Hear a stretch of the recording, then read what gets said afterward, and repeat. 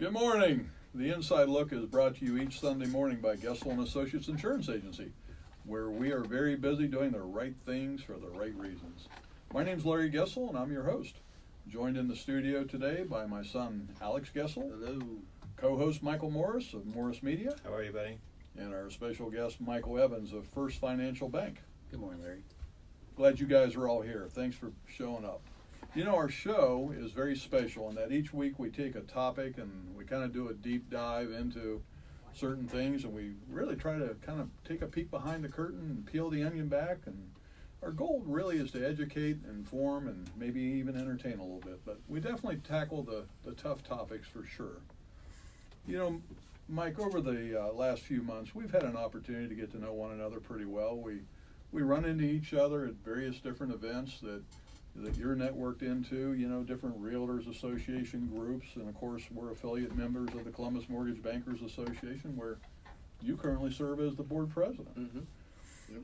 Why don't you take a few minutes to tell our listeners a little bit about yourself, who you are, where you came from, other than your mama? Yeah, definitely highlight where you're from. Get that genesis started there. Yeah, well, how you got into the business, and most importantly, how people can reach you too. Sure, yeah. I've been a kind of a lifelong resident of the Columbus area, other than just a short stint in D.C. and then also in Atlanta. I've been in Columbus the rest of my life. I'm a graduate of Grove City High School. 1987, and went to college at Ohio Wesleyan, and so proud graduate of both Grove City and Ohio Wesleyan, and have been around the real estate industry pretty much since high school. My family had a real estate title company while I was growing up, and so had an opportunity to work there during the summers as well as during breaks when I was in college, running titles and that kind of thing, and just kind of sparked a passion for real estate, and eventually moved to the lender side of the business, and I've been doing that since I think 96 or 97. Actually, I think it was 94 now that I think about it. And time flies, right? It sure does. It sure does. And been on multiple sides of the business and on the mortgage business, but where I am right now, I'm a direct mortgage originator, so I help people buy homes.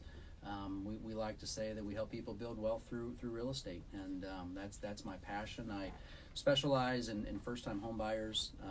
There's nothing better than going to a loan closing, and you have that first-time home buyer. Maybe it's a single mom, tears running down her cheek, and absolutely. she's so happy and excited. Moment. And I know there's a lot that goes into that in terms of education, and we're going to get into a lot of this. But how can people reach you? What's the best way to get a hold of you? Well, I'm a loan officer at First Financial Bank. My office is in Worthington. We're right next to the Worthington Mall, and the best way, if they want to call me, my mobile number is 614-327-3127. One more time on that. It's 614-327-3127. We've got a lot to cover. You and I have talked about a number of things here recently, sticking with the Columbus Mortgage Bankers Association theme. Tell us about it. Who are they? Who do they serve? What are they all about? Why should the consumer care? Absolutely. So the Columbus Mortgage Bankers Association has been around since 1950, which for the record is before I was born.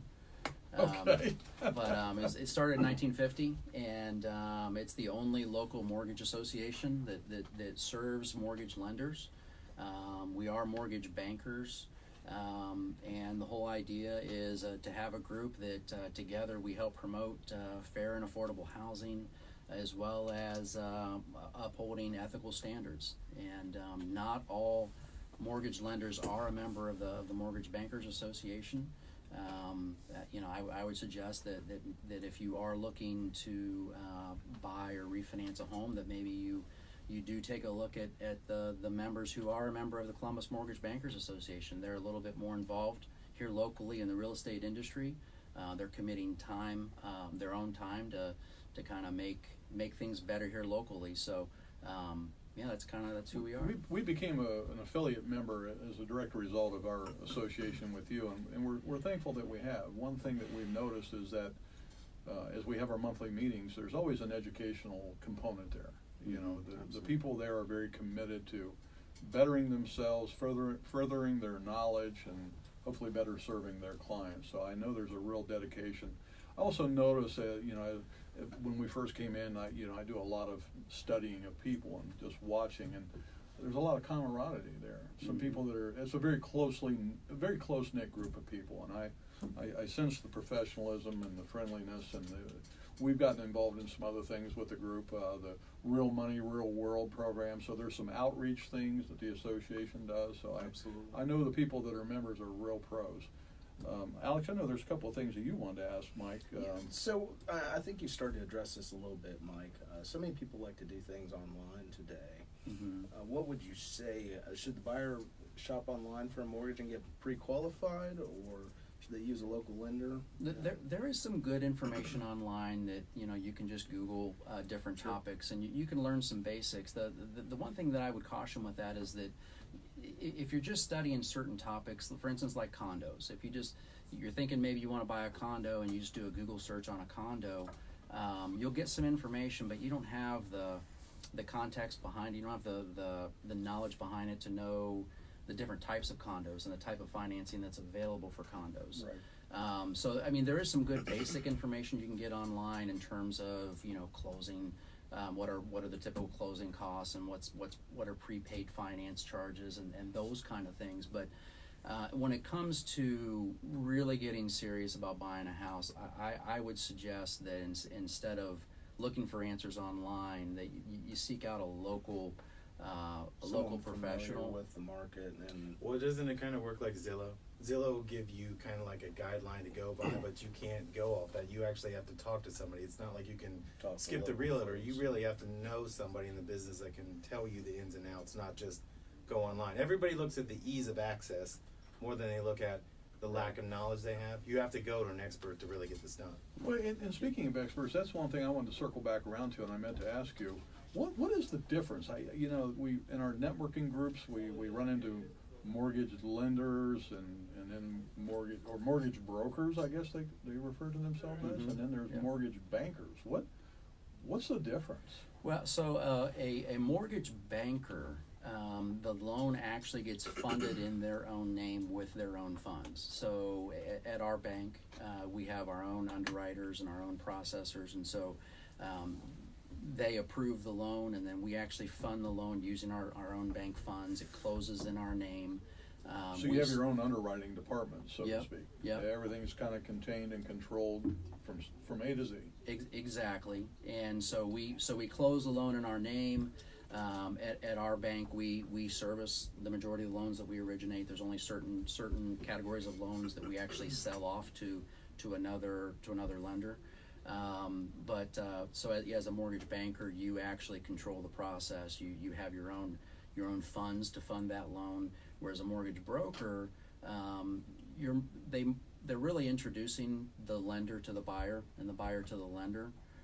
They're not the actual lender. Okay. Now they'll pre-qualify the borrower to get a real good idea as to whether or not they'll qualify for the program. But ultimately, it's a third-party company that is going to underwrite that loan and fund the loan.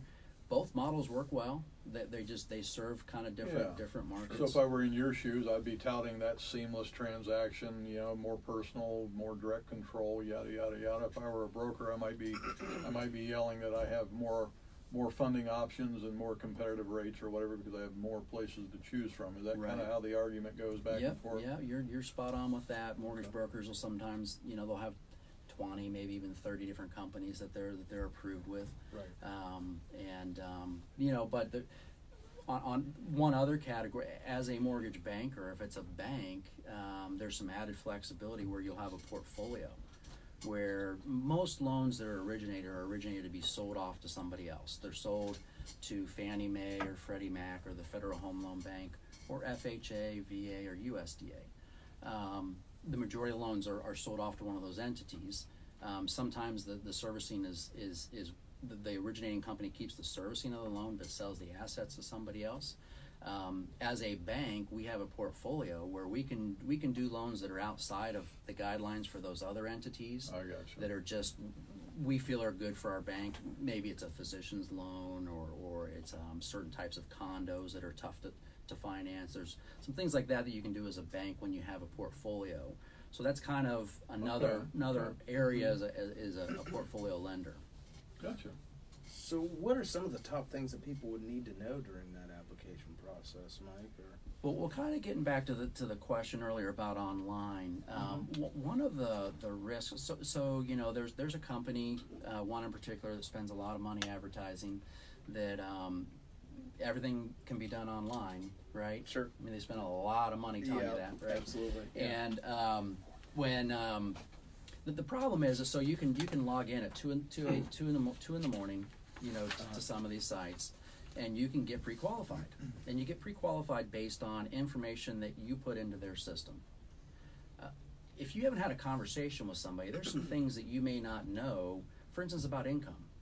So you may have somebody that's on track this year to make $80,000, and so when they're online getting pre-qualifying themselves, they'll enter $80,000. They get a letter that says they're pre-qualified. They go to a realtor and provide that, and that realtor then makes an offer to buy a home, and they get into contract, and everybody's all happy, and now you send in documentation and you find out, wait a minute, yeah, I'm making $80,000 this year, but the lender's not going to be able to count all of that because half of it's commission income.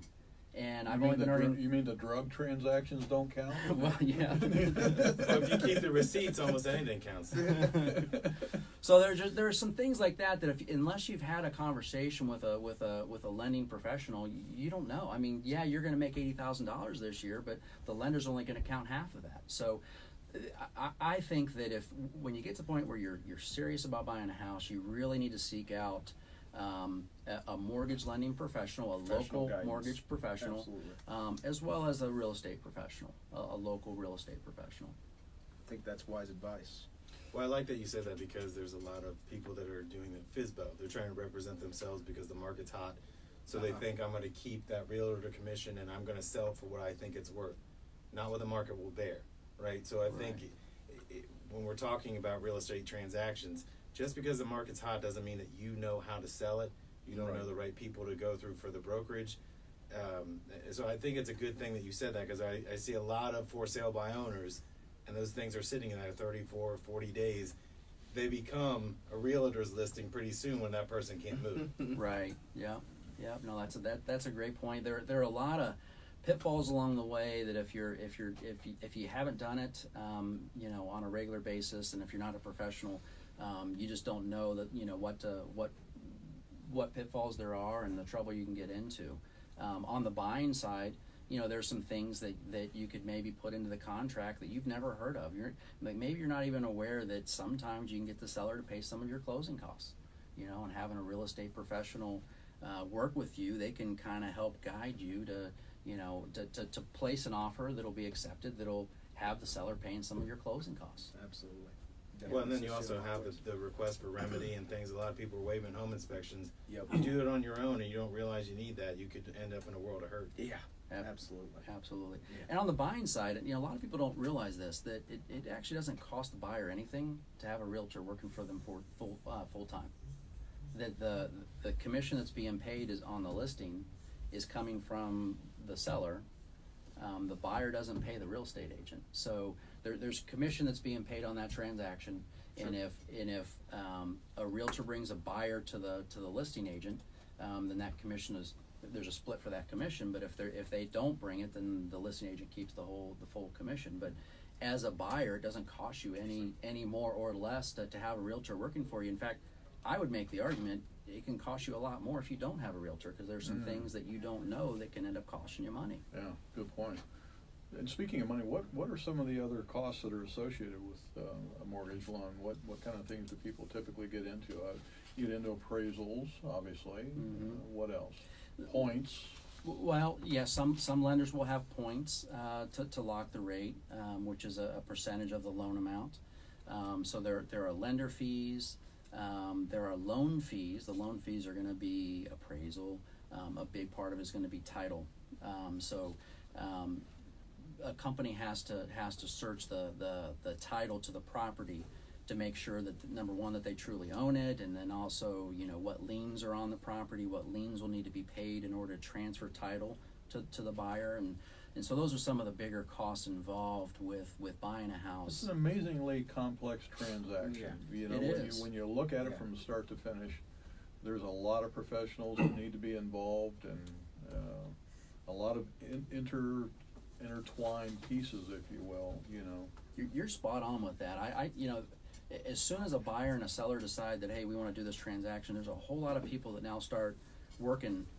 And I never realized how involved the title people were, and that could be a topic of an entire show in and of itself, and probably should be. But it's really quite amazing, because I guess they're kind of the ones, the air traffic controllers, that kind of bring everybody in for the landing, so to speak, at the end. But I never realized, and you started out in that kind of that arena. So Yeah.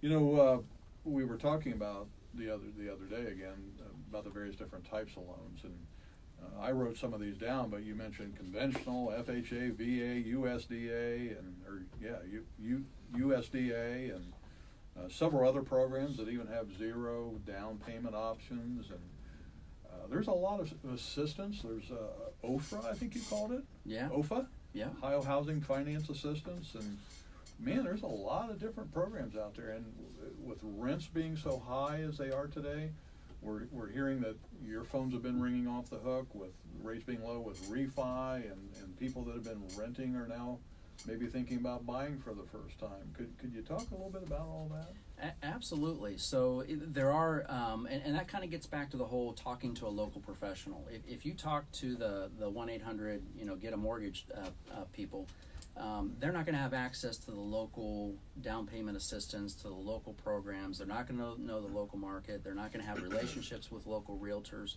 I'm here to tell you, it makes a difference.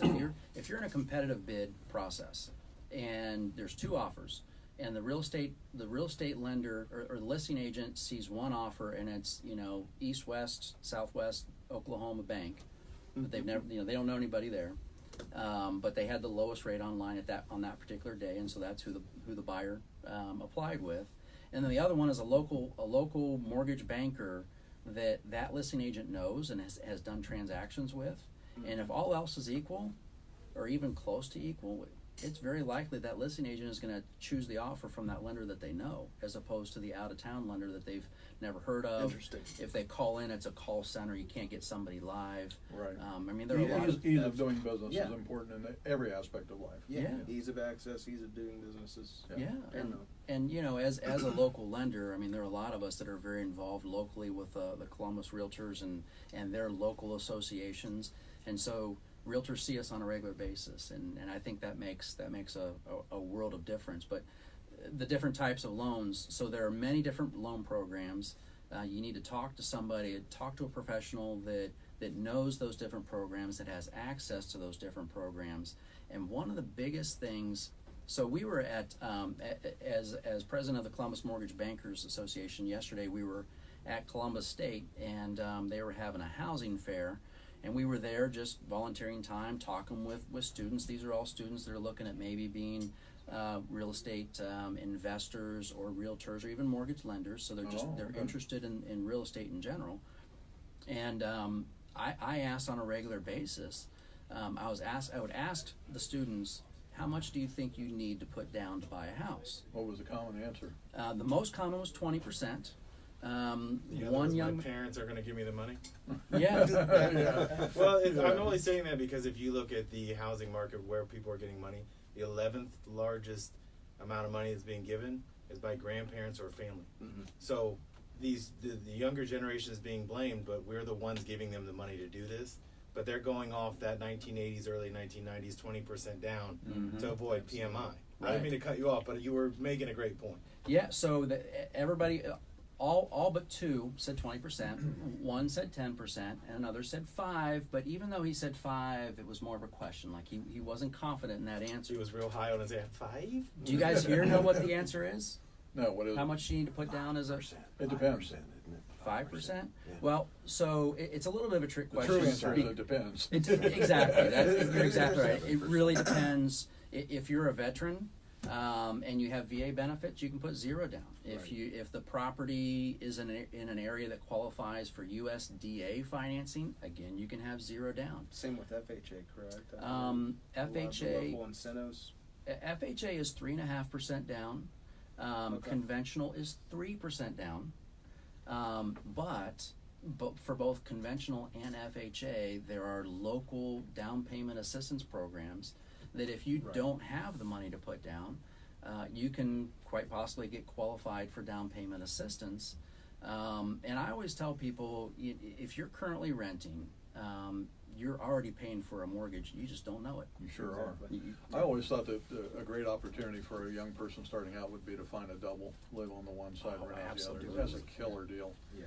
But they're hard to find too. Oh, they Try to are. find a double around Columbus right now. Yeah, It'd be yeah. as expensive as a house payment anyway. Yeah, Investors gobble those up for sure. you bet Yeah. they do. Yeah. But you're right, because I mean, here's the other thing. Like, if you do want to get into investing, if you were to buy a double, you live on one side, you have a renter on the other side. That renter's going to be paying a portion of your mortgage, right? Most of it. Yeah. And at some point down the road, you can actually turn that into 2 rentals, Sure. right? After you Absolutely. lived in it for a Yeah. while, you can now turn into 2 rentals, and now you Move have on. 2 different renters that are Use paying the your equity full from mortgage. that one to fund the next one. Yeah. Absolutely. Yep. Absolutely.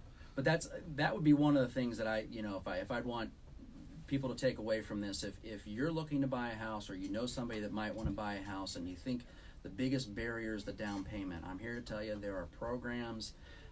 There's one where the income, you can earn as high as it's $92,000 a year and still qualify for down payment assistance.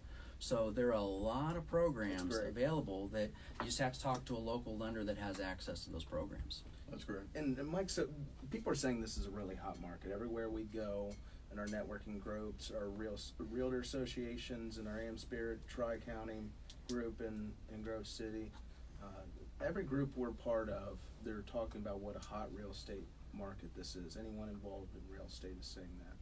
Would you say this is still a good time to buy, or should people hold off until 2020? What would be your advice? Absolutely, it's a great time to buy. Rates are still at a historic low. Right.